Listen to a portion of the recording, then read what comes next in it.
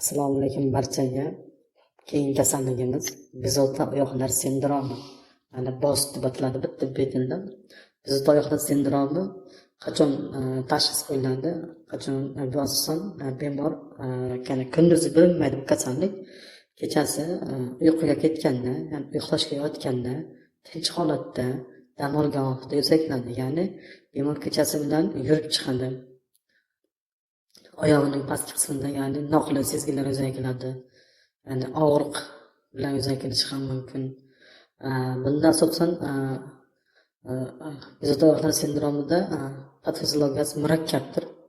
Bu sindrom stratumda temir miqdorining kamayishi va orqa miya suyuqligida ferritin darajasining pastligi bilan bog'liq. Bezovta oyoqlar sindromida miya dopaminurgik va glutaminurgik tizimlar giperfaollashtgan bo'ladi va markaziy nerv tizimining endorfin yo'llari faoliyati esa kamaygan bo'ladi. Bezovta oyoqlar sindromida davolashda eng muhim bosqich uning kuchayishiga olib keladigan omillarni aniqlash va imkon qadar bartaraf etishdir. Bunday omillarga asosan ovqat tarkibidagi moddalar, masalan, alkogol, oddiy shakarlar, kofeinlarni chekish, qon topishlarini cheklash, retseptsiz qabul qilinadigan dorilar, masalan, antigistaminlar va uyqu chaqiruvchi har xil dorilarni cheklash, antipsixotik dorilar, antigistamin, antidepressant dorilarni uyquga salbiy ta'sir keltirishi mumkin.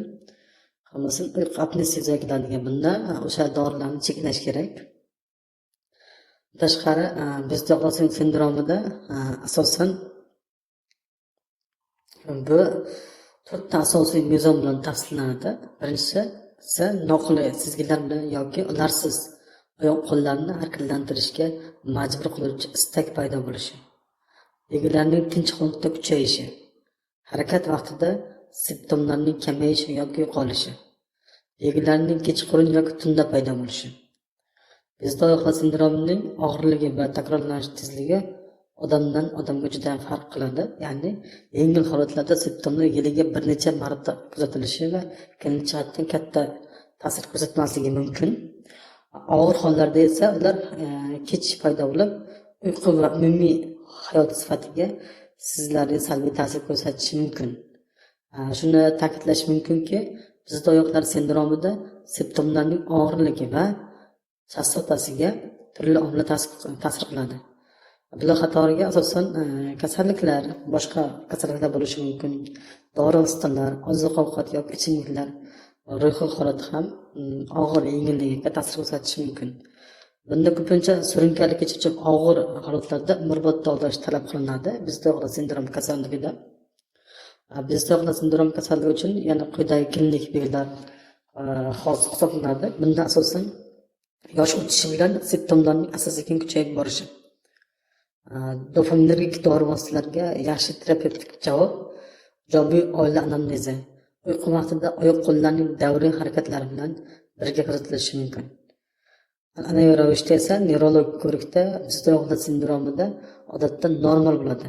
Biroq kunning kechki vaqtlarida esa oyoq yoki panjalarda stereotipik harakatlar kuzatilishi mumkin, lekin ular odatiy ixtiyoriy ravishda to'xtatilishi mumkin. Bezovta oyoqlar sindromi ikki turga bo'linadi: birlamchi va ikkilamchi.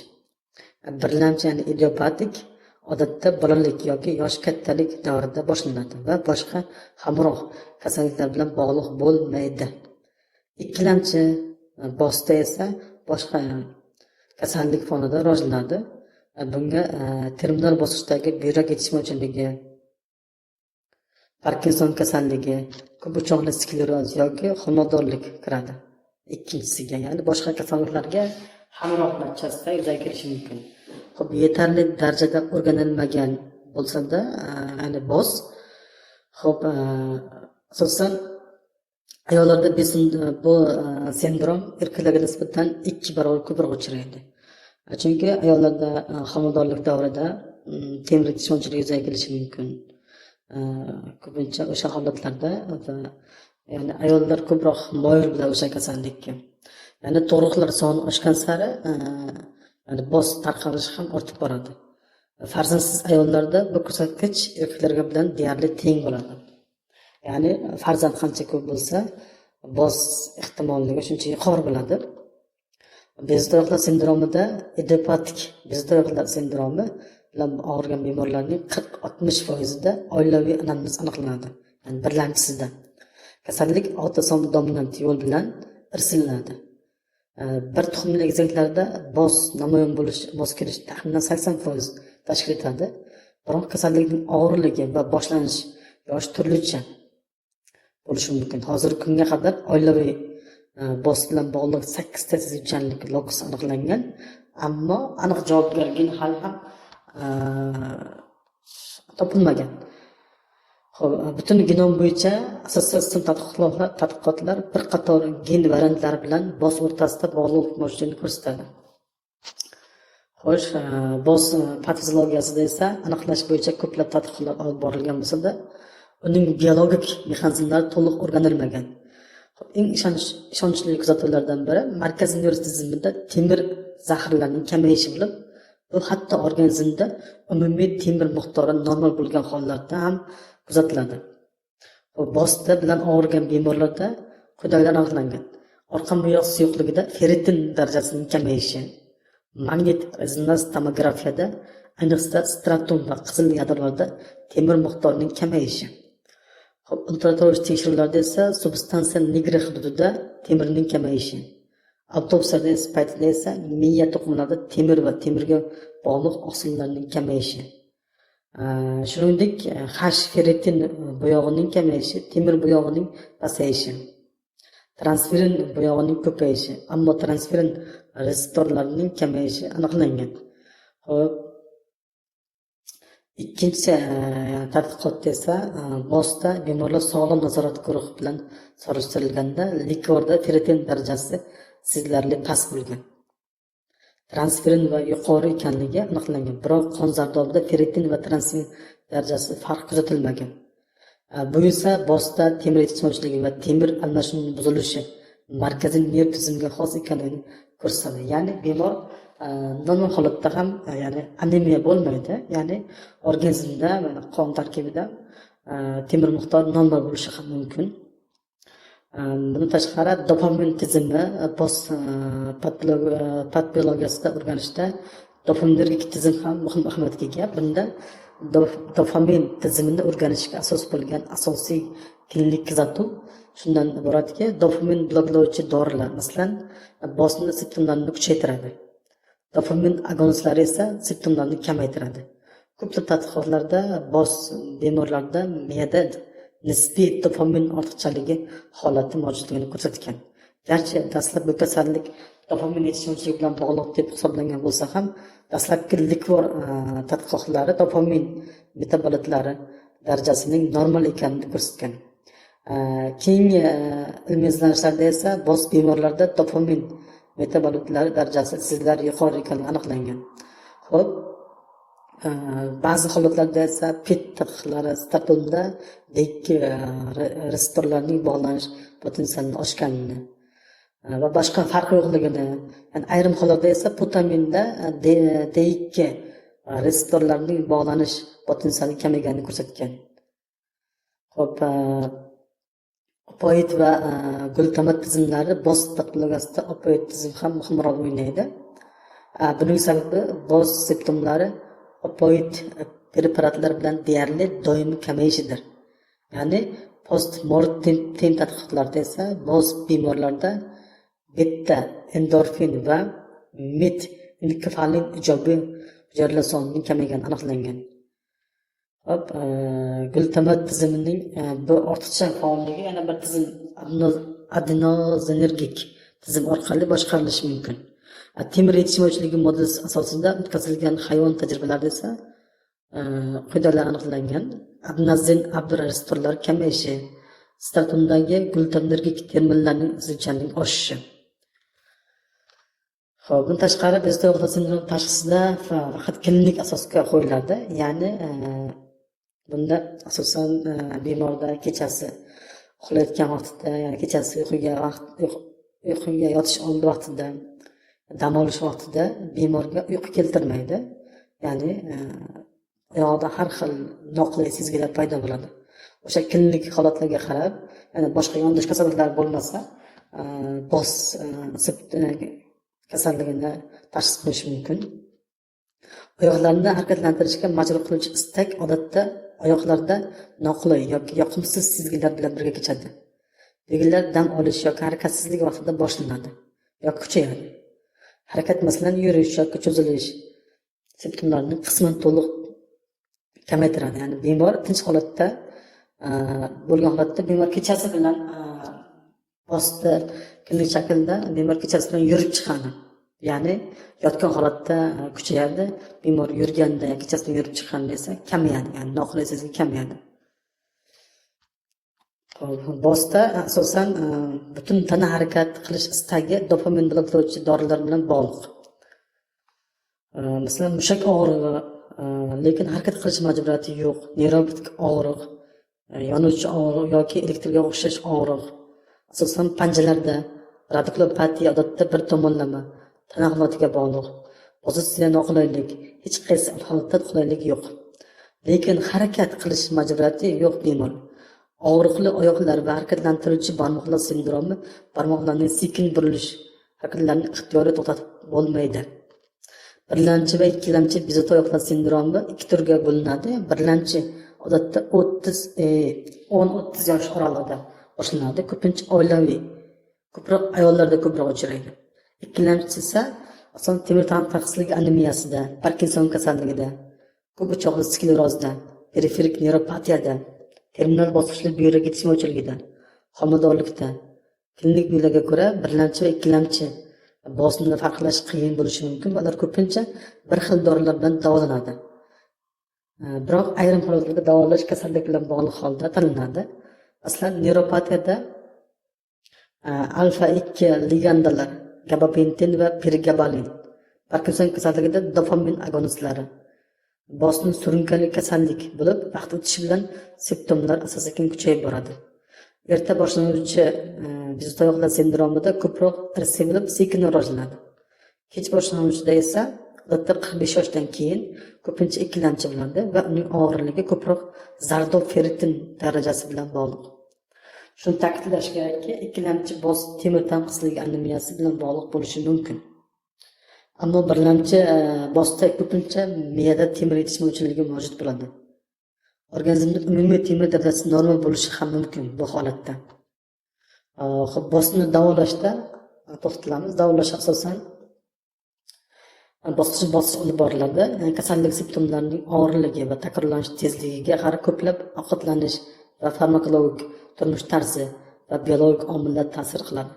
Shu sababli davolashning birinchi bosqichi ushbu omillarni aniqlash va imkon qadar bartaraf etishdan iborat.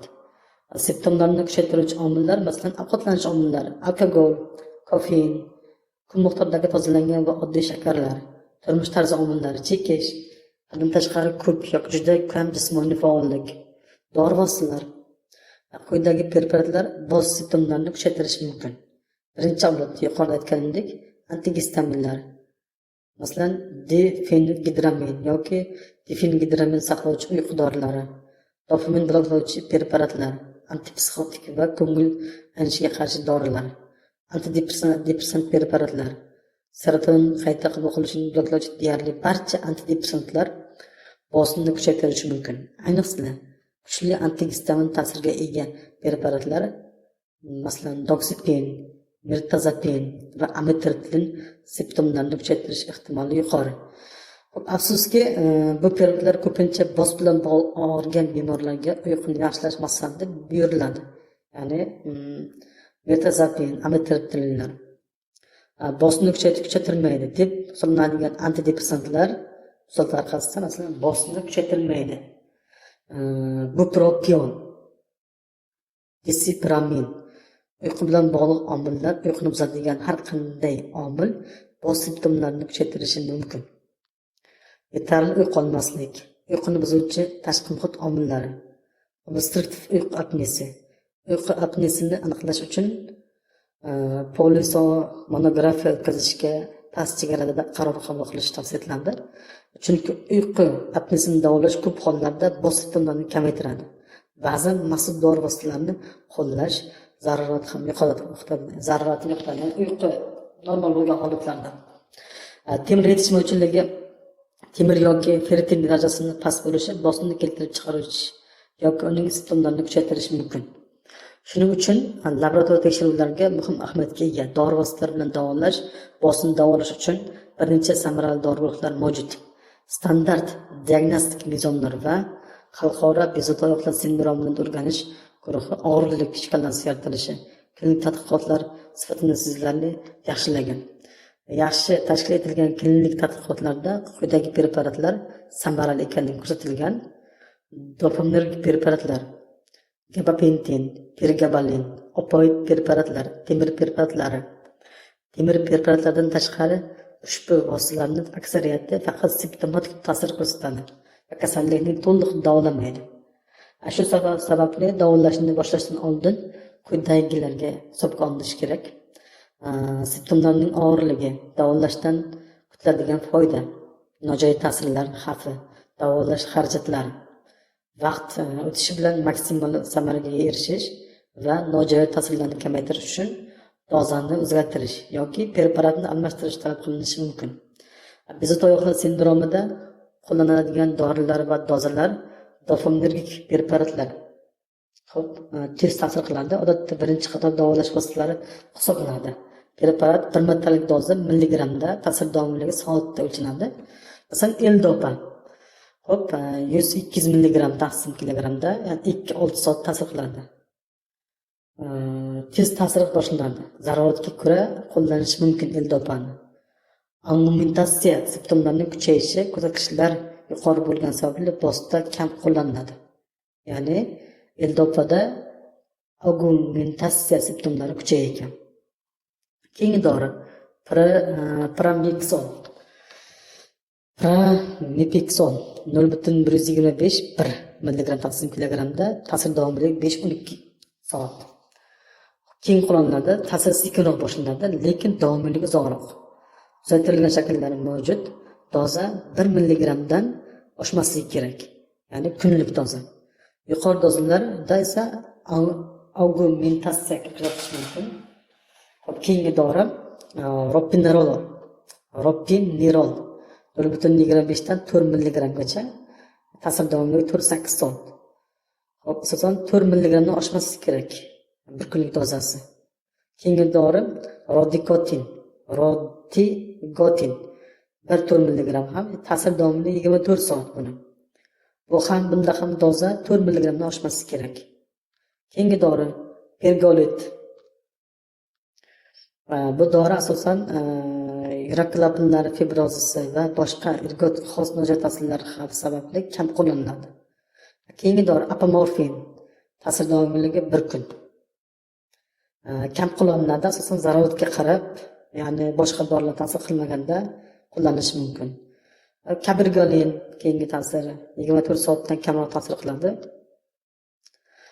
Metadon, gidrokadon, boshqa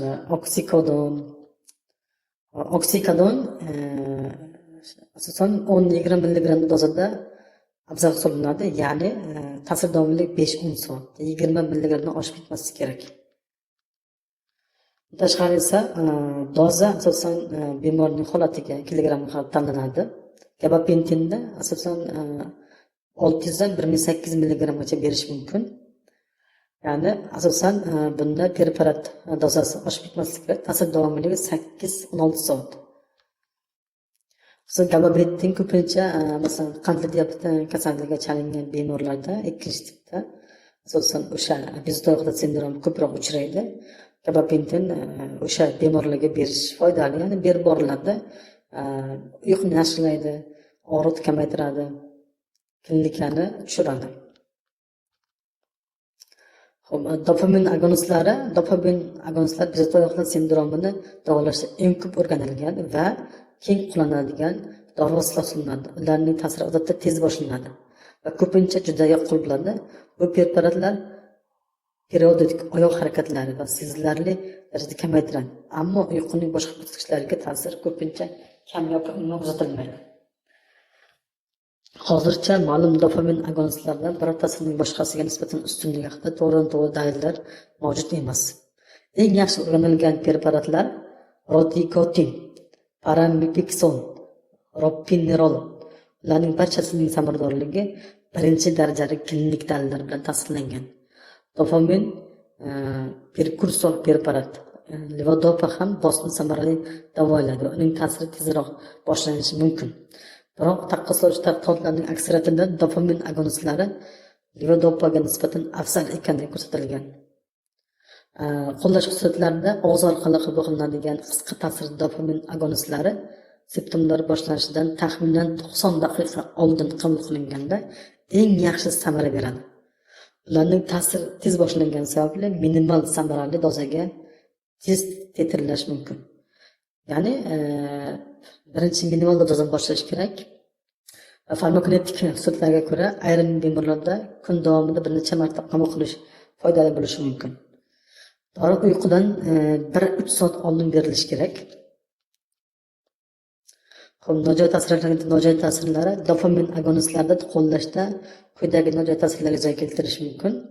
Ko'ngillanishi, sedatsiya, impuls nazorat buzilishlari, gallyutsinatsiyalar va arterial gipotenziya bosda kam uchraydi.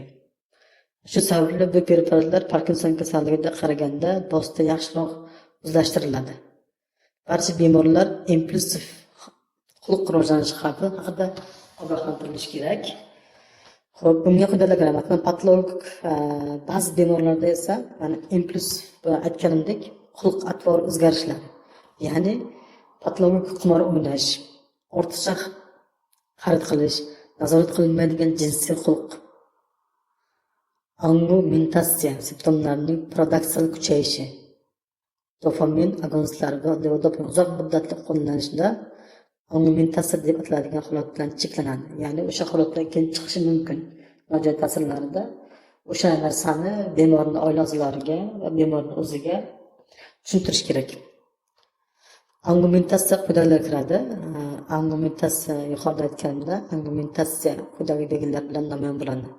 Simptomlarning ertalabroq boshlanishi, ilgari zararlanmagan tana qismlarining, masalan qo'llarning zararlanishi, harakat bilan yengillikning kamayishi, simptomlar intizomning kuchayishi. Levodopa angumentatsiya bilan eng ko'p bog'liq preparat hisoblanadi. Ya'ni o'shaning uchun levodopani ba'zi holatlarda berish mumkin.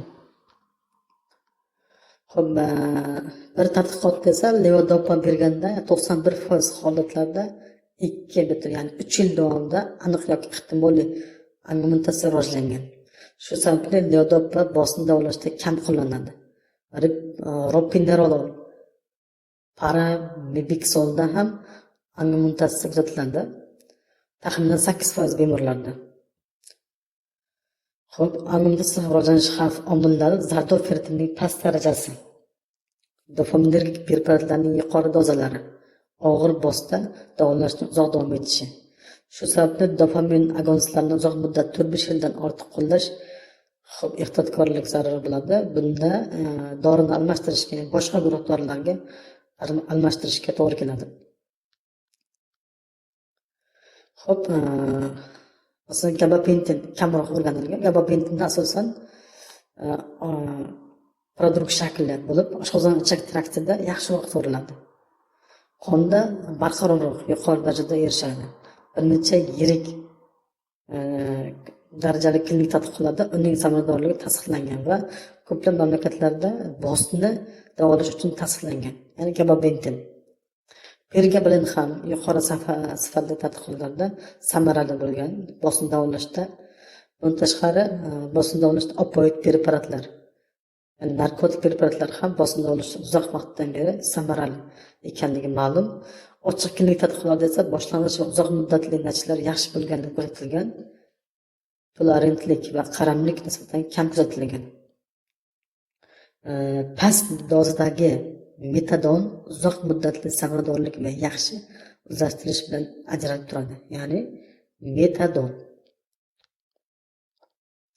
bosni davolashda samarali ekanligini ko'rsatgan, ya'ni metadonni. Bundan tashqari esa oksikadon, nalokson ham bosni davolashda samarali nazorat qilingan. Ya'ni angumentatsiya kelib chiqishi kamroq. Bundan tashqari esa bosni davolashda temir preparatlari ham ishlatiladi. Ya'ni temir ichadigan preparatlardan ko'ra ya'ni intervin ukol preparatlari yaxshi samara beradi, ya'ni bosni butkul to'liq davolab yubormaydi. Bu ham bosni davolashda asosan temir preparatlaridan masalan 325 mg kuniga 2 marta qabul qilish mumkin.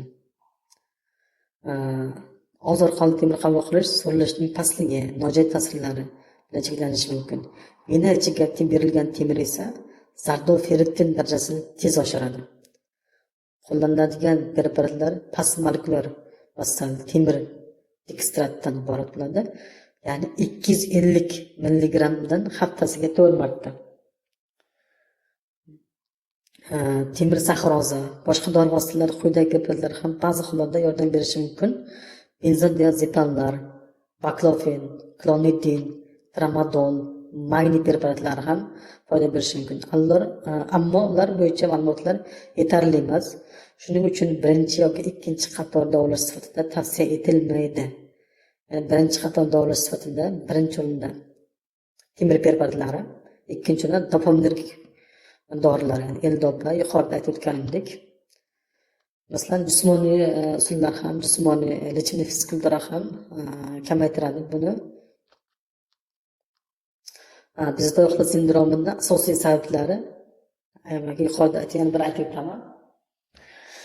Genetik moyillik, me'da temir yetishmovchiligi, dopamin tizimi buzilishi, glutamat va adenozin tizimlaridagi o'zgarishlar, ikkilamchi holatlarda anemiya, yurak yetishmovchiligi, homiladorlik va nevrologik kasalliklar va ba'zi dorilar. Xayr, salomat bo'linglar. Shu bilan mavzumiz tugadi.